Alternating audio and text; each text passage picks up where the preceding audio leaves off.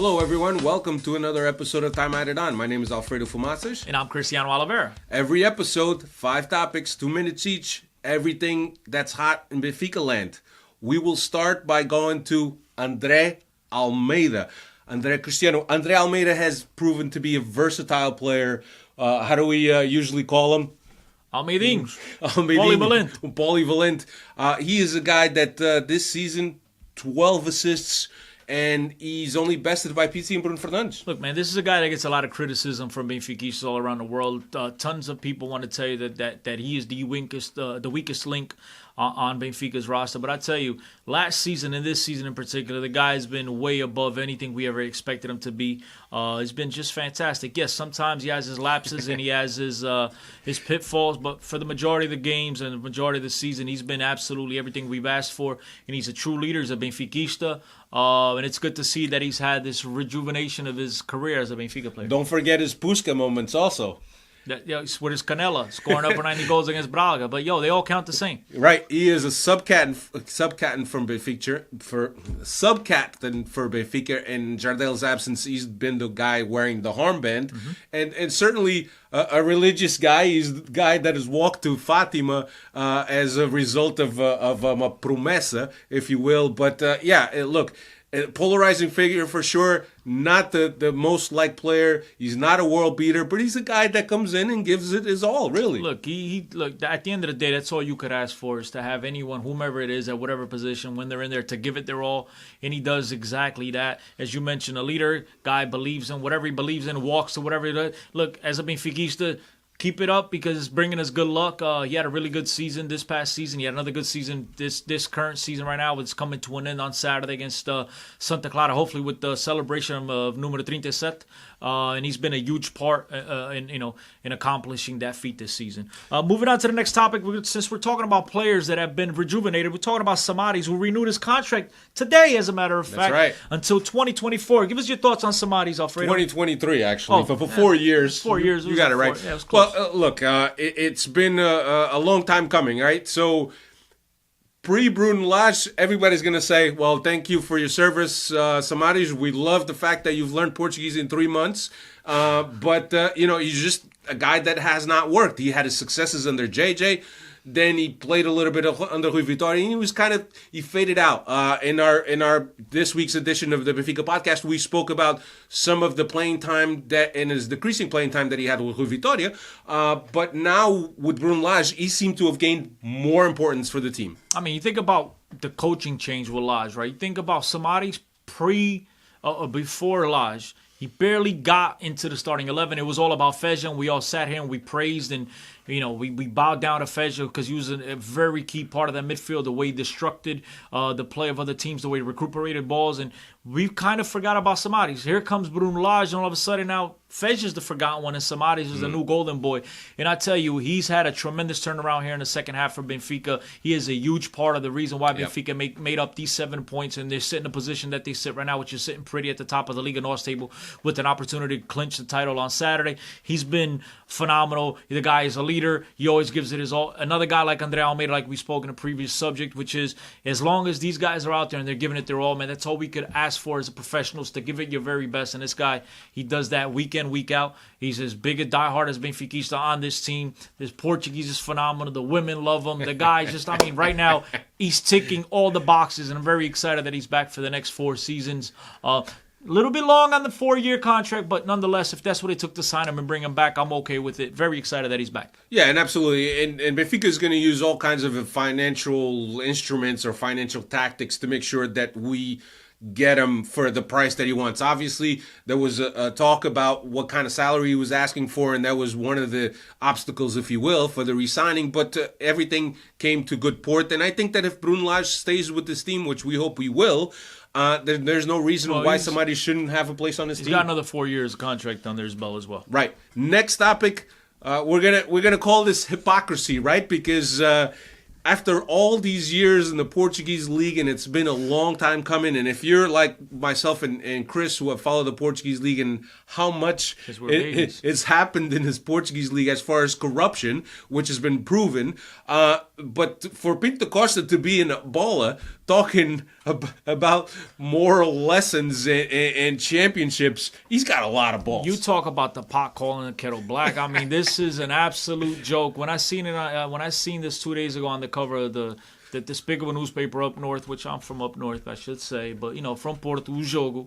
It was a Jogo. Sorry. That newspaper, the half Pinto da Costa on the cover, coming out and talking about what's going on in Portuguese football is absolutely despicable. I mean, look, to be fair, he would know what corruption is. He would know what despicable actions are in Portuguese football because he knows all the tactics. He's the guy that invented all the tactics.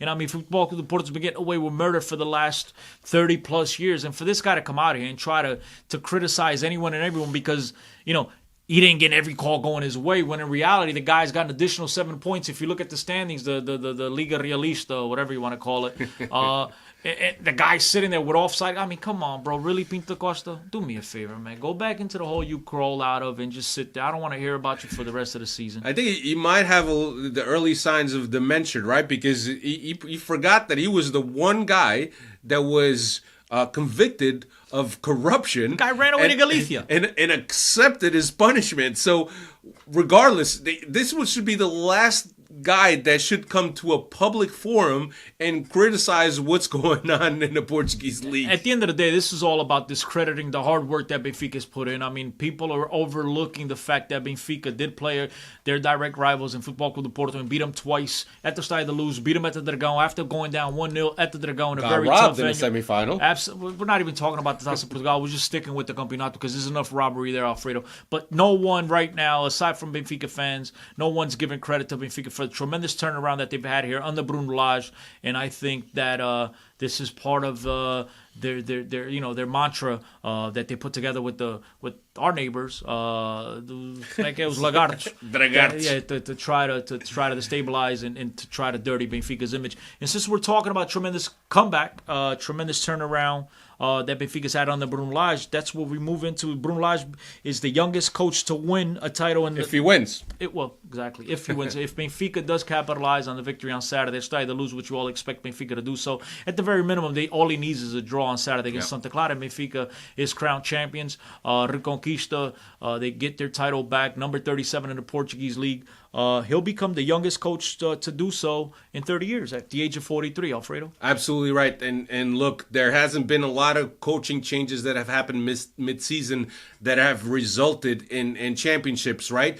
I think for Benfica it's close to 50 years, and I think in the Portuguese league is 12 years. Last one we saw was Josué Alfredo, who took over for Coadriense. Ding, ding, ding. I didn't even know that stat. I had no clue. But then again, it's a Porto stat. That's why I don't know. Yeah, exactly. So not surprising. But the man has done a formidable job coming from a B team and obviously being aware.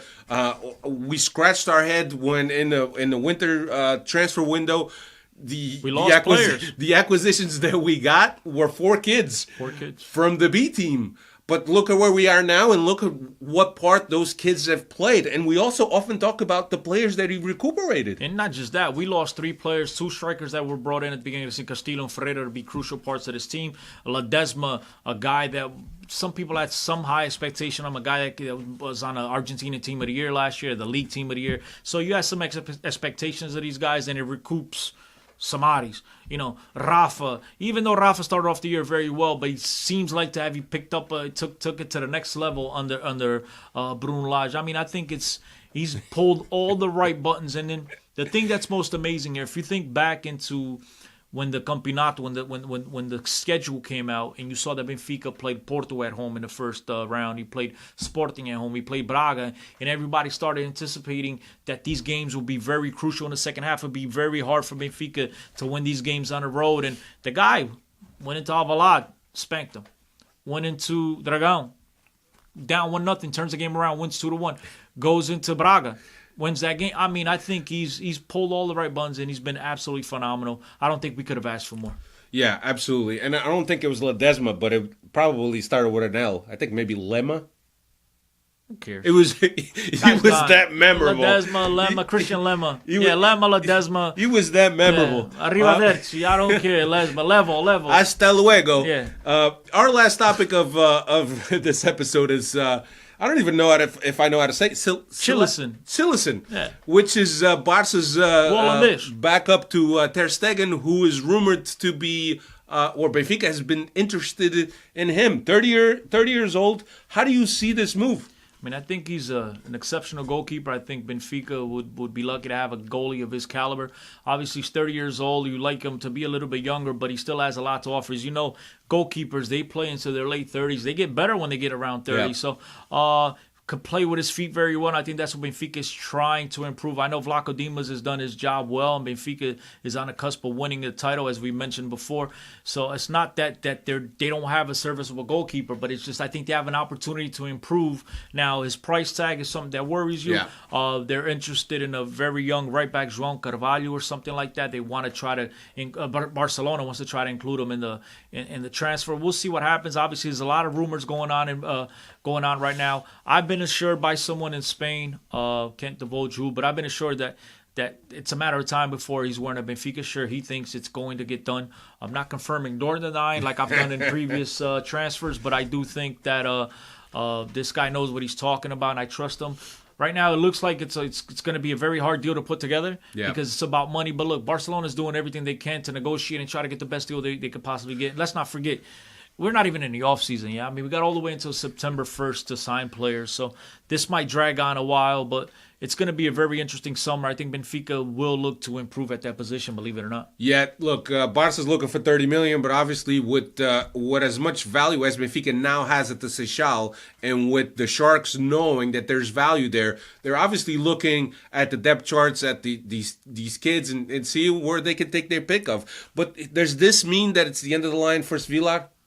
I think Svilar, I think for him and Benfica, it would be in their best interest to loan him out, whether it's another Primeira Liga team or whatever it is. But the kid needs to play. He needs to go to a team that even if he makes a mistake, he's going to be back there out next week. He's not going to have the amount of pressure he has at Benfica because he needs to develop. Young goalkeepers need to play as much as possible to get over those frangos because every keeper is going to give them up. And look, they go and they use those experiences and those bad moments as learning experience to improve their game and move forward. And I don't see any difference in Svilar. So I think Benfica would be very wise to loan him out. Absolutely. So that's all we got for you this week. My name is Alfredo Fumaças. Now Cristiano Oliveira. And we'll see you again next episode.